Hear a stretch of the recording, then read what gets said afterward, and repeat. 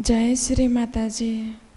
हम सभी परम पूज्य श्री माता जी के श्री चरणों में प्रणाम करके अपनी कुंडलिनी उठाकर बंधन लेंगे।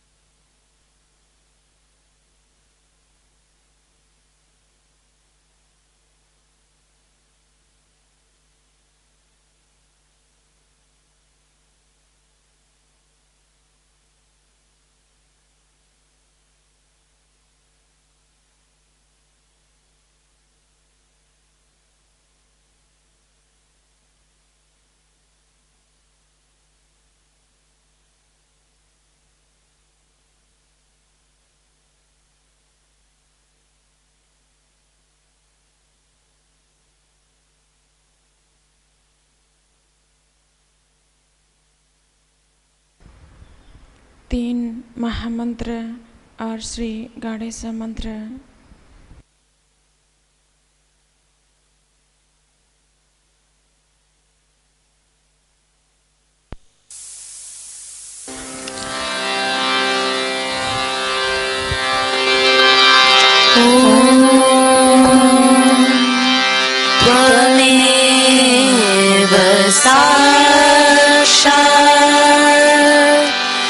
Shri Mahalakshmi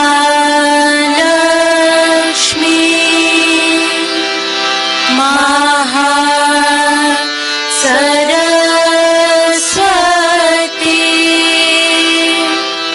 Mahakali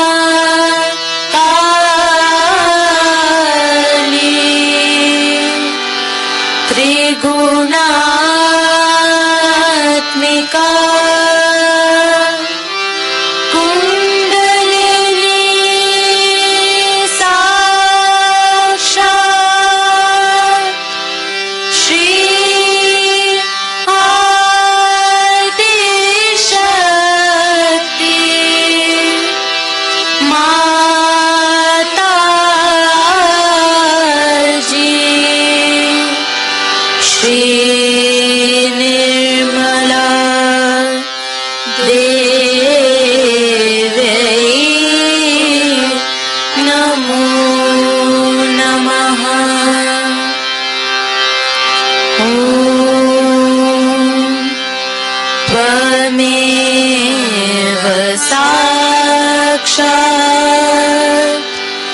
Shri Kalaki Sakshat Shri Adi Shakti Mataji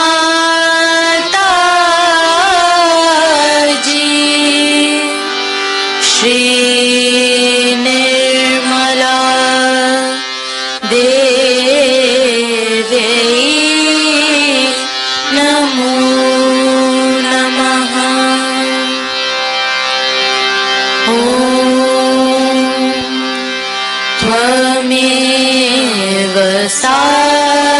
Sakshat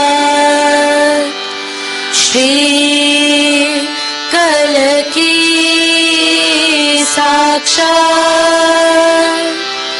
Shri Sahasra Swamini Moksha Kalayani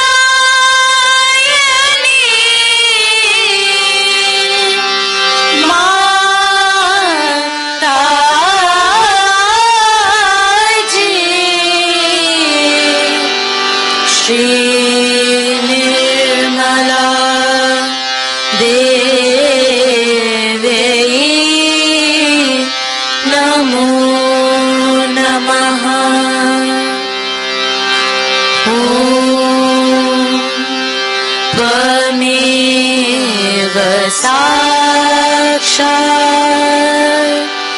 Shri Ganesh साक्षात् श्री आदिशक्ति माता जी श्री निर्मला देवी नमो नमः।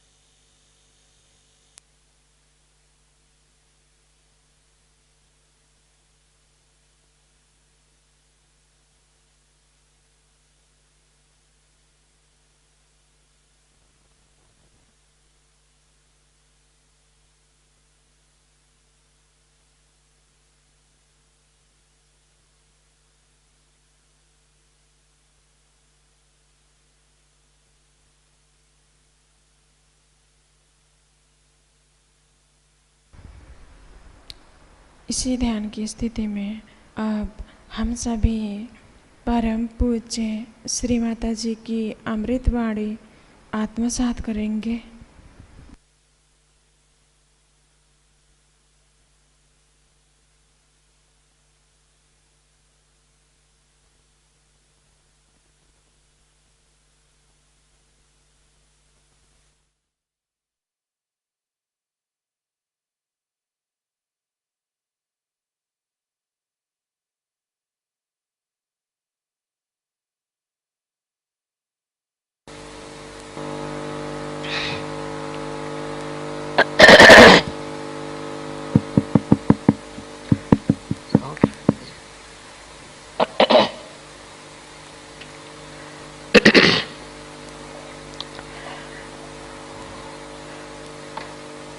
Tonight we are going to worship Sri Krishna as Virat. First is important to understand the incarnation of Sri Krishna.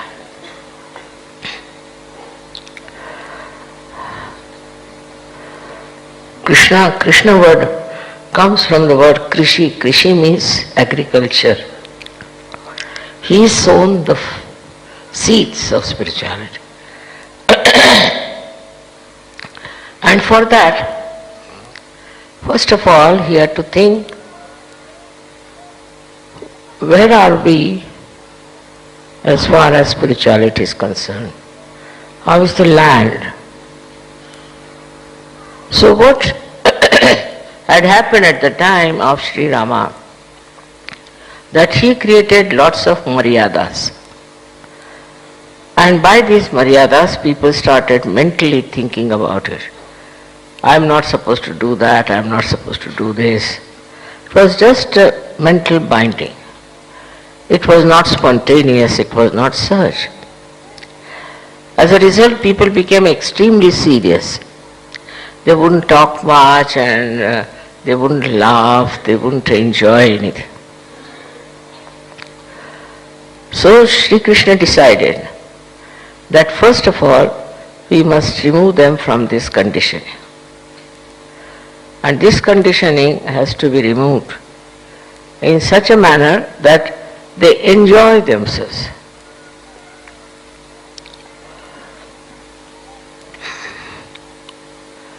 Then he found out there were 3 suggestions as far as achieving the goal was concerned.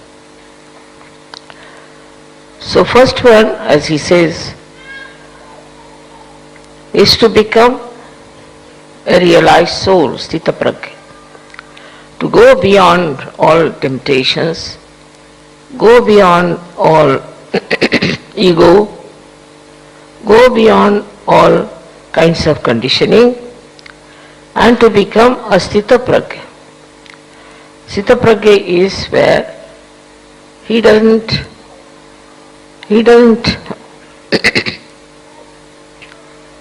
feel like ordinary people attracted towards things, but is absolutely detached. And this detached person doesn't take to any grievances, jealousies, all these things.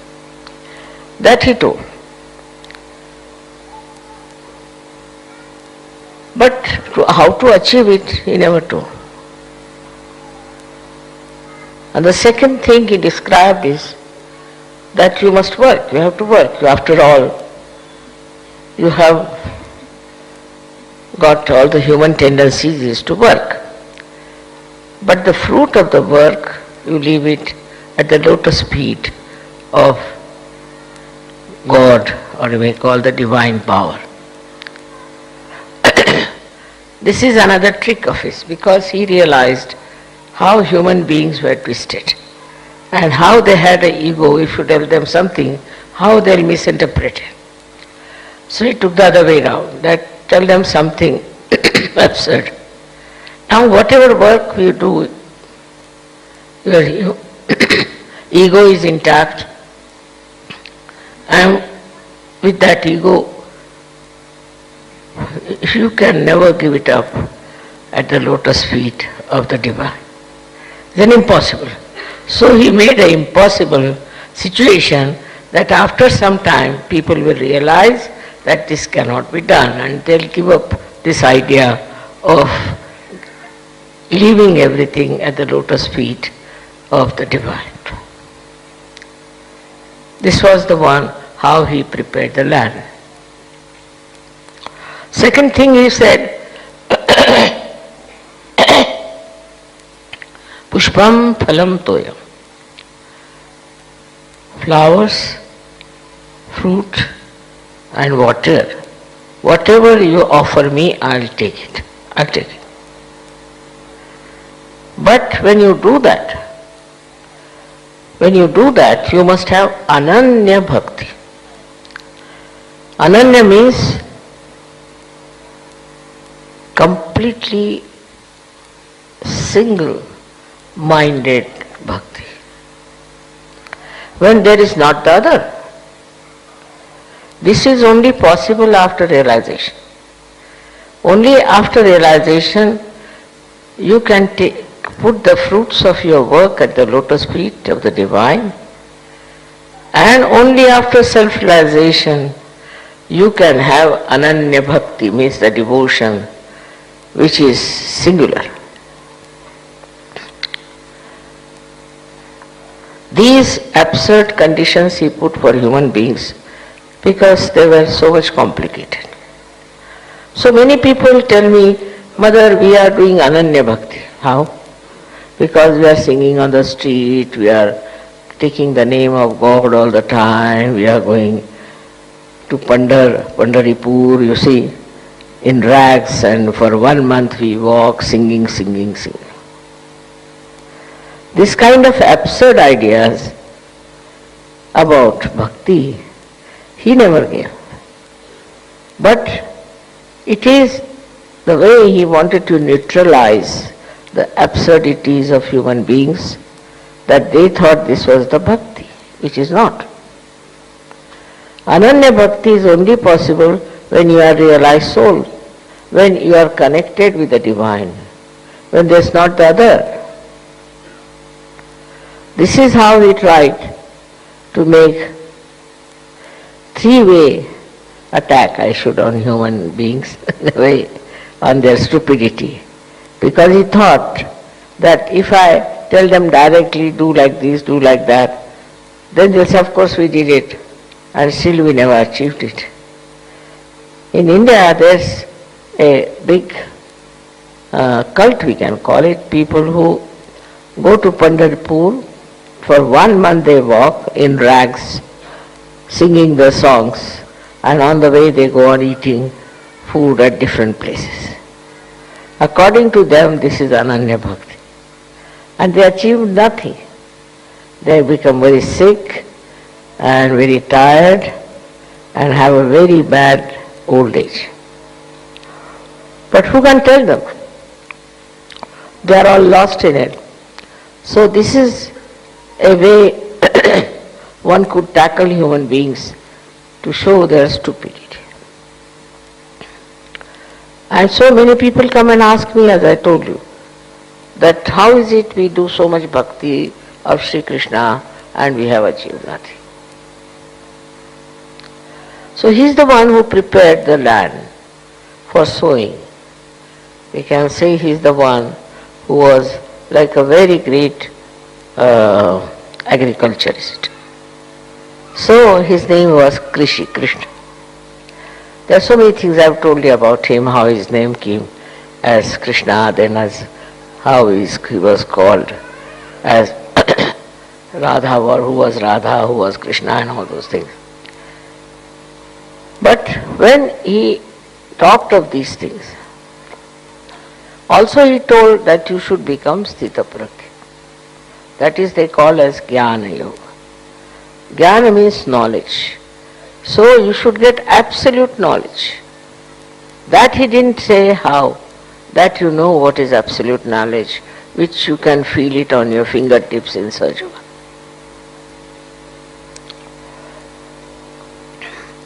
Another thing is, his speciality was to create discretion in people. He thought by doing all these things in a stupid manner, they might develop a discretion to know that this is not the way you can achieve anything, you have to get your self-realization. Discretion was very important. At this juncture, when we are facing a sort of a challenge of this new millennium, that the whole world is going to be destroyed and all those things people are talking, it is really very important to know through discretion what is good and what is bad. One may talk of something as very good, something as very bad. But the divine discretion is very, very different. Very different, and which acts by itself. Once you are in the realm of divine discretion, you cannot commit mistakes, even if you want to do it. I'll give you my example. We went to buy a house. And the fellow was, you see, like a beggar. He came, he said, we have nothing, we have no food, they have taken away all our things and we are just absolutely starving. When they said that, when he said that we are starving, we have nothing. So I felt pity for him. I said, all right, increase the price. First we increased the price. Still he was saying, no, give us more. Still we increased the price. I told my husband, you increase the price. Though reluctantly he increased the price. Third time again we increased the price. Then he said, no, we'll have something more than that, a little more. Immediately, you see, this discretion worked. And I said, these are hypocrites. I just left them and sat in the car. At the right moment. That was not such a good proposition or anything. But I could see I am buying it out of my pity, we may call it compassion. But above the compassion was this discretion, which said nothing doing, you better get out of it. So this divine discretion is a very, very important thing which we should see how it works and should be satisfied with it. Not to feel bad that you have missed a chance or anything, but you must feel very happy that this thing has happened and that your divine discretion has taken on. So, sometimes it appears that in that divine discretion you may do something wrong, you have done something wrong. But if it is divine, ultimately it will turn out to be very good. I gave you a very basic example, but that is also very true when you practice surgery.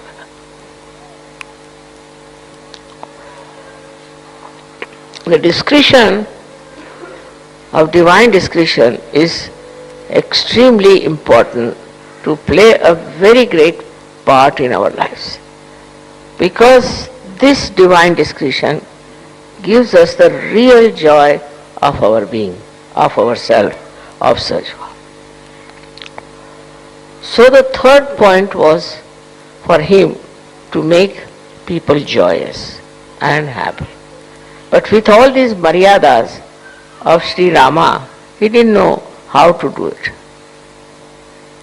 So, to give people joy, he said, all right, let us dance, let us sing, let us play Holi, all sorts of things. And with that, he really originated many things which were sort of not serious, may look frivolous, but in that there was joy expressed.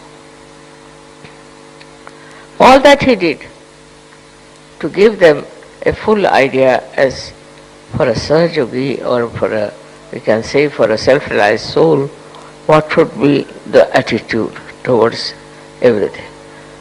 But it is not that you have to do it, but it just works out. It is like that.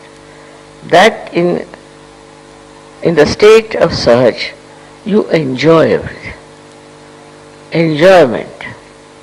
And that is what his idea was, to create a sense of joy among people.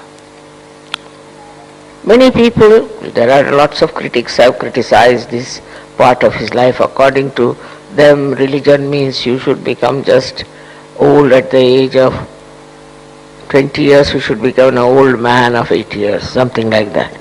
Funny ideas of religious achievement. But he talked of joy, and he never talked of renunciation. He never talked that you give up your family, you give up your children, you give up everything. Never, never. He said you must enjoy. Enjoy with detachment. For people it is very difficult to understand how can it be it is without detachment. With attachment you can never enjoy. If you are attached to something, you cannot enjoy anything in a full way. Like supposing you are attached to your child. Very simple thing, you are attached to your child. If you are attached to your child, then you will be bothered about things which should not be there, which will not give joy to the child either. You will not allow your child, say, to go out or to talk to people, whatever it is, all kinds of restrictions you will put. But if you have really the divine discretion, then you will know with whom he should talk, where he should go, what he should enjoy, and you will see that he enjoys life. Any attachment with anything doesn't give you the full view of that person, of that thing. If you are detached, then you can see it, say, from above him, above the thing. If you are detached, you become thoughtlessly aware also. As I said, now see, the carpets are there. They are very, very beautiful carpets. Now, if they are here, if they are mine, I'll be worried. I'll be all the time worried because I'm attached that these carpets should not be spoiled, something will go wrong. But if I'm not attached, I look at those carpets, and what do I see? The joy that is put in by the artist who has made them. And that joy really tries to reflect in me also. That joy comes in me. So to have anything, attachment to anything, there will be joy, I should say, there will be happiness, but not joy. Because joy is single. And happiness is double, happiness and unhappiness. So even if I try to enjoy something, I'll think, oh, still there, this point is there. But joy is all pervading. It has no boundaries. And you just get dissolved in the ocean of joy. That was what Sri Krishna's idea was, that to cut out these maryadas. Nowadays we see the maryadas of so many things are really useless. For example, you have discovered the maryadas of religion. See, when they live in maryadas, then what happens? They sort of coagulate, or they have all kinds of germination inside, like the pond which is absolutely bound. It is not flowing like river. So like that, you see, it becomes a kind of a closed mind with these maryadas. And when you have these maryadas, you start thinking whether I should do it or not, whether I'll enjoy it or not. With these maryadas only, you kill the joy. Now we have other maryadas about, say, we have country, as I told you, about the religion. Now many people who love to come to Sahaja, but because they have maryadas of silly things of their religion, they cannot come. They think this is our religion, while they don't understand. Falsehood becomes the maryadas, and they don't understand that what is the maryada actually made by the religion also. You see now in Islam what is happening is, with these maryadas, they want to have another country, this thing, that thing. In other Christian religion also same thing happening. Also in Hindu religion. All these maryadas are really stagnating them completely, and they are getting crushed into it. There is no discretion, because they have said it, they do it. They are so much blindfolded about it that they cannot see what is right and what is wrong. But after such you can see, you can laugh at them and you can see. Then we have social maryadas. Social maryadas are there, which are sometimes when abandoned can become very horrid also. Like in the West now, the women think that the less dress they wear, the more beautiful they are. This is a new thing they have started. Now this is absurd. If you see the discretion behind, is very simple, that we have been animals, and now we don't want to have any clothes because we were animals. It's an animal heritage that's why so many women do not want to wear full dresses. It's just animal behavior. So the maryada of good maryadas also people can give up, saying that we don't want any maryadas, we are free, we can do whatever we like. But in that freedom, what do you achieve? Your animal instinct works in that freedom and you think you are a very free personality. Then we have maryadas of our country. God has not made different countries at all. Nor it is true there are different countries, but variety is there. Variety of people, variety of places is there. These varieties must be accepted as something very artistic. And one should not get ruined and confused with those ideas that we are Americans, we are Indians, we are this and we are that. You are not. Now you can know after Sahaja Yoga that you are all Sahaja Yogis. And you don't belong to any country as such. The country may belong to you, but you don't belong to the country. I mean, the work is today to understand that if you really want to care for all these countries and all that, then you must do some work. Work of Sahaja Yoga, so that people get rid of these silly ideas of fighting for territory, for this, for that. All over the world this is going on. We want this land, we want that land. Land belongs to God, not to human beings. And what is the use of fighting for land, I don't understand. But this confusion is there and illusion is there, and people work out on this confusion and illusion to such an extent that they ruin their lives, the lives of their children. So many people are lost, so many people are in the lunatic asylum, I should say, because they end up in some sort of a refugee camp. They are having a good house, nicely living there, then you become a refugee. Why? Because they believe that they can have their own land, they can have their own place, and they should live there. This idea comes, I think, from some stupid leaders who want to have for themselves these lands, and that's how people fight for land. There's no need to fight for land or fight for your country or fight for this or fight for that. But the situation is such that unless and until you fight, you cannot get to the truth. And that's why, if you remember, that Sri Krishna told Arjuna that you fight. You have to fight, that's your work. You have to fight these people because they are the people who do not live with dharma. They are adharmis, so you have to fight. And that is how his fighting was so much justified, because after fighting the war, they got back what they deserved. They were deceived.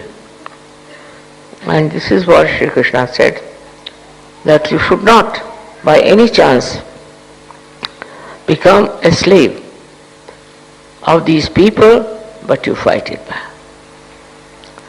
So fighting also is justified in the divine discretion. It's again the divine discretion, where you have to fight because you don't want to be a slave. If you are a slave, you are no good. So for that you can fight. But when people start fighting for separation or for territory, is not correct. On the contrary, one should never think of separating from the mainlands. It creates lots of problems. But now we believe in the global religion. We believe in the global territory. We don't have to ask for anything. Anywhere you go, you are the citizen of that place. Anybody who wants to go to Russia ever, the whole Russians will be with you. You go to America, they will be with you. That's how, because all these are ideas of human beings. And if the human beings get transformed, there will be no problem of any war or any territory to be achieved. This was the divine discretion of Sri Krishna, which is instilled within us. As you know, that this is a part and parcel of the Vishuddhi Chakra, where Shri Krishna resides. But when he rises to your Sahasrara. When he rises to that level, then he becomes Virata. So Virata's chakra is placed in the head here above the Agya. And this Virat is the form of Sri Krishna who has risen above the Agya. When you are risen above the Agya, you become a part and parcel of Virata's land, we can say. Because unless and until you are above your ego, you are still involved with yourself and with wrong ideas of maryadas.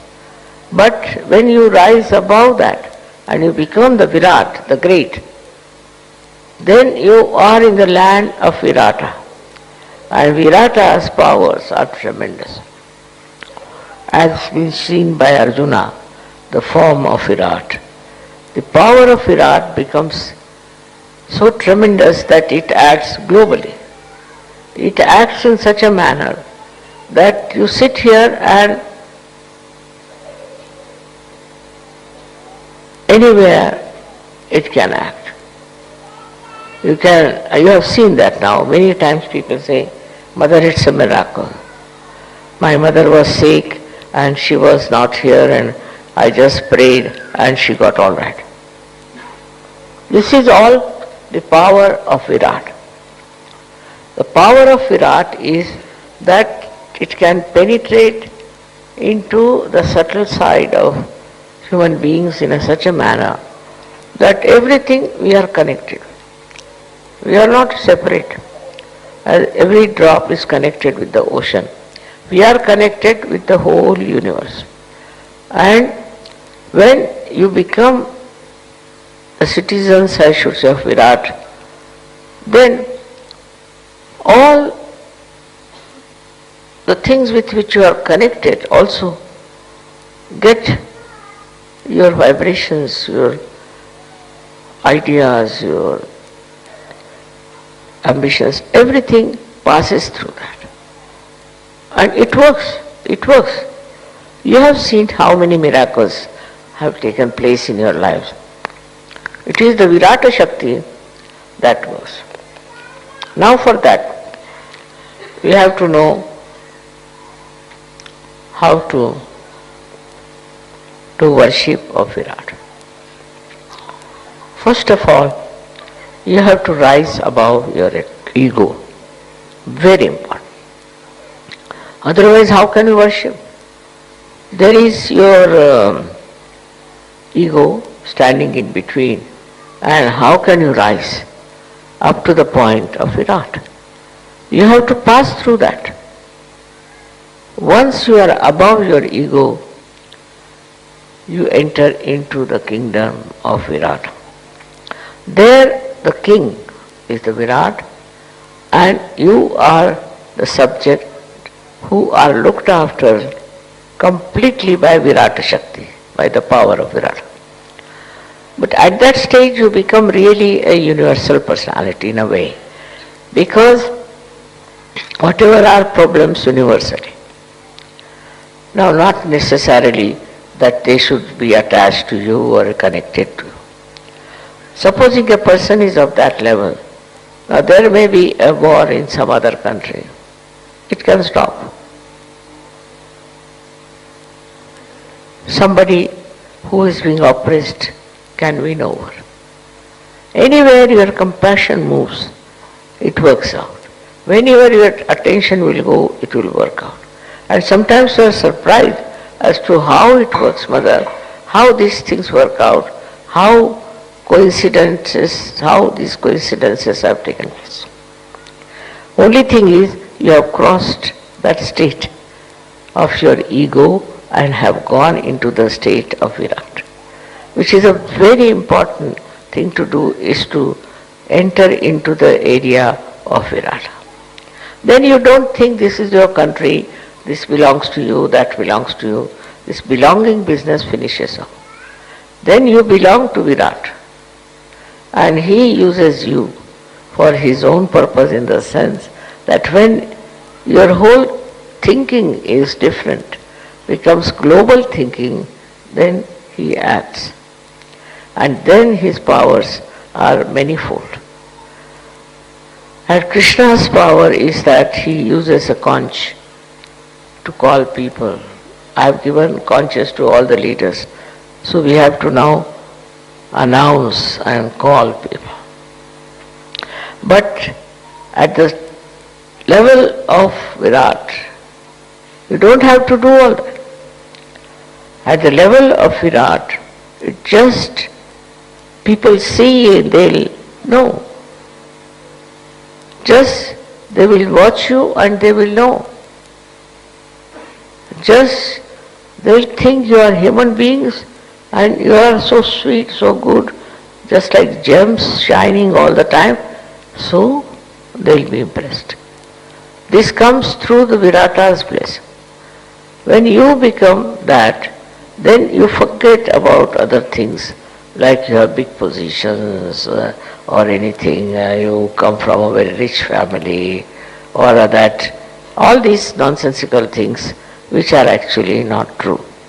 And all these things on which you want to exist are no more. People like to show off their wealth. Some people like to be very sort of demonstrative of what they think they are. But in the case of a person who rises about his ego and is a part and parcel of that Virata Shakti, enter into the kingdom of Virat, he knows he is very small. He is very small compared to that, and he just dissolves into that Shakti. And this should happen to us, that we should humble down. We should humble down and know that our powers, whatever we have, if they give us ego, we should get rid of it. We should not have that ego. We should get rid of it, and we should actually achieve that state where you can be called as citizens of the Virata's power. May God bless you all.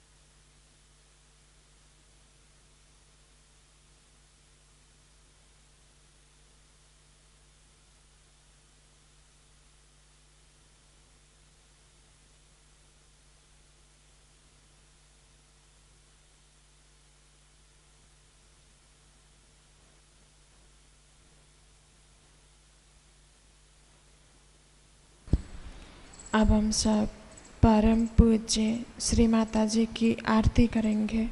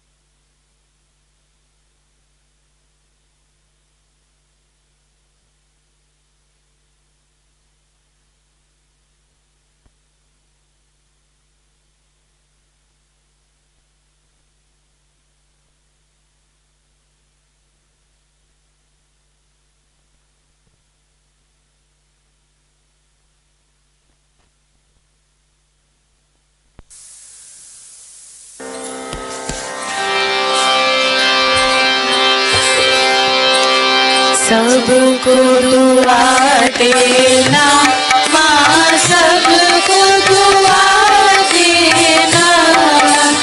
जय निर्मल माता जी, जय निर्मल माता जी। दिल में सदा रहना माँ, सबको दुआ देना, सबको दुआ देना माँ, सबको दुआ देना। जय निर्मल माता जी, जय निर्मल माता जी। दिल में सदा रहना माँ, सबको दुआ देना। जग में संकट कारण कितने लिए अवतार माँ, कितने लिए अवतार। विश्व में तेरी महिमा, विश्व में तेरी महिमा। तू गंगा यमुना माँ, सबको दुआ देना, सबको दुआ देना माँ, सबको दुआ देना। जय निर्मल माता जी, जय निर्मल माता जी। दिल में सदा रहना माँ, सबको दुआ देना। जो भी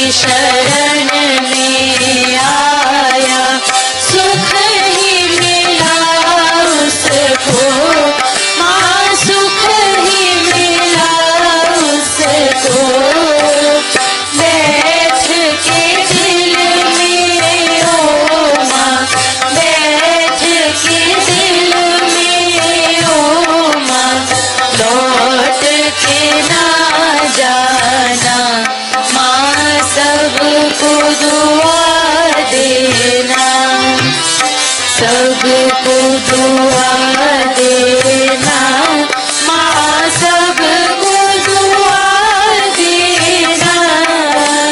जय निर्मल माता जी, जय निर्मल माता जी, दिल में सदा रहना माँ, सबको दुआ देना।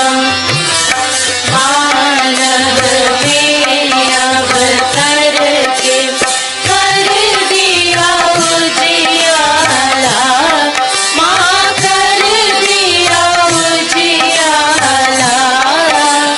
कलयुग में माया है, कलयुग में माया है, फिर भी पहचाना माँ, सबको दुआ देना, सबको दुआ देना माँ, सबको दुआ देना। जय निर्मल माता जी, जय निर्मल माता जी, दिल में सदा रहना माँ, सबको दुआ देना। संत जनों की धरती है भारत माता, माँ है भारत माता। इस धरती पर आकर, इस धरती पर आकर, दुख से दूर करना माँ, सबको दुआ देना, सबको दुआ देना माँ, सबको दुआ देना। जय निर्मल माता जी, जय निर्मल माता जी, दिल में सदा रहना माँ, सबको दुआ देना। जब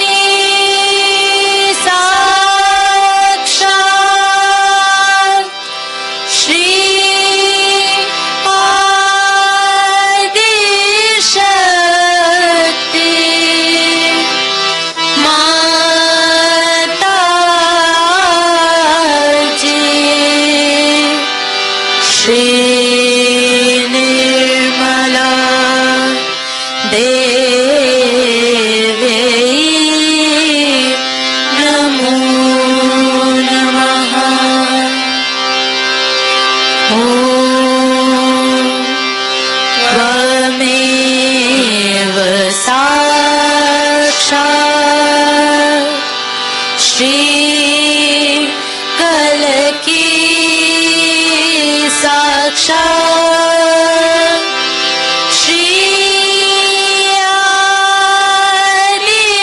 आदिशक्ति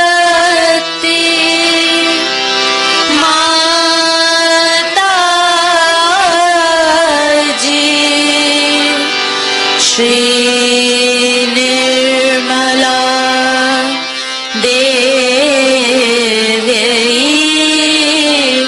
नमो नमः। ॐ त्वमेव साक्षात् श्री कलकी साक्षात् श्री